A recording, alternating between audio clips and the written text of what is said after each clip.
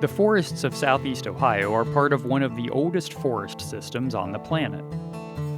It might not look like it now, but from the 1880s to the 1920s, most of the region's trees were cut down. Some land was cleared for farming. Other parts were prepped for development. Many places were logged for timber. By 1908, roughly 86% of the forests were gone. This kind of extensive logging has long-term effects on the environment. Plant species disappeared.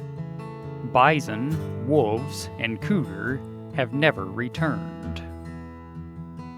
Still, the most long-lasting impact may be the least visible: the amount of carbon released into the atmosphere.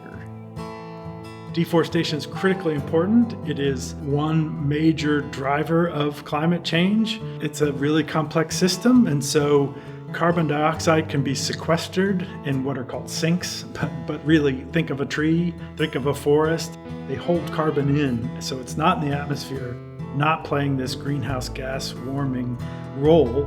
And so when we cut down forests, we're actually releasing CO2 as well, carbon dioxide as well. So it's not just the burning of the fossil fuels, but it is the destruction of these other ecological systems. More forests means more places where carbon dioxide is sequestered or kept.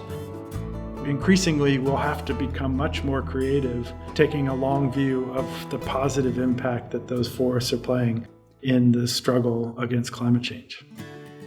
As our society learns more about the significance of preserving forests, people are beginning to search for more sustainable ways to utilize them.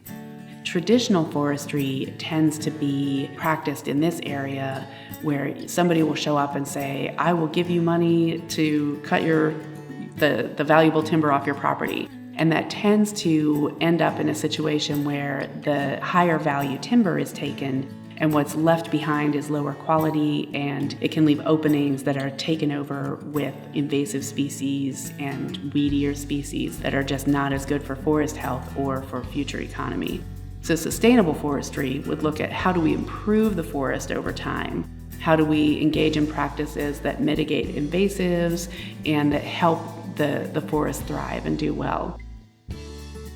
The sustainable use of forests does not necessarily mean leaving them completely untouched by human hands. It is about finding a balance point between the environment and the economy.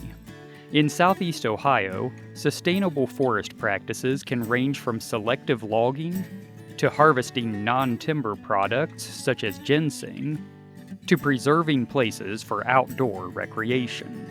The important thing is to be able to create that intersection between aesthetic and recreational value and that economic value, and I think sustainability is somewhere in the middle. Sometimes that does mean harvesting some trees, but we want to do that in a way that leaves the forest in a good condition, helps the forest get to a better condition. It's so rare to see great big trees anymore.